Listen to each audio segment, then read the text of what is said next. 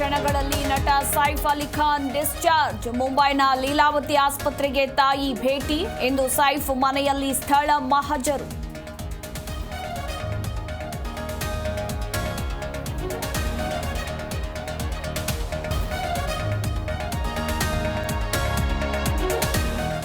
Covid steroid ಬಳಕೆಯಿಂದ ಯುವ ಜನತೆಗೆ ಪ್ರಾಬ್ಲಮ್. ಕಾಲು ನೋವು, ಸೊಂಟ ನೋವು, ಬೆನ್ನು ನೋವು. ಸ್ಟೆರಾಯ್ಡ್ನಿಂದ ದೇಹದ ಮೂಳೆಗಳ ಬಲ ಕುಸಿತ ಎಂದ ವೈದ್ಯರು.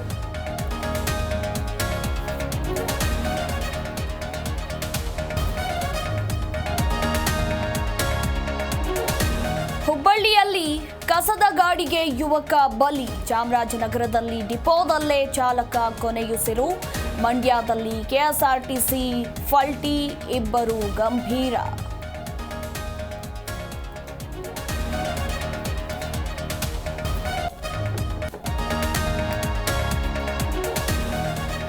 ದರ್ಶನ್ ಗನ್ ಲೈಸೆನ್ಸ್ ರದ್ದಾಗೋದು ಬಹುತೇಕ ಫಿಕ್ಸ್.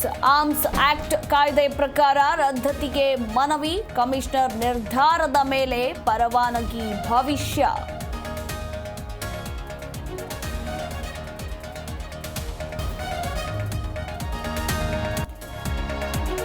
ಗೋಮೂತ್ರದ ಕುರಿತು ಐಐಟಿ ನಿರ್ದೇಶಕ ಉಪನ್ಯಾಸ. ಗೋಮೂತ್ರ ಒಂದು ಔಷಧ ಎಂಬ ಮಾತಿಗೆ ವಿರೋಧ. ನಿರ್ದೇಶಕರಾಗಲು ಯೋಗ್ಯರಲ್ಲ ಎಂದ ಡಿಎಂಕೆ.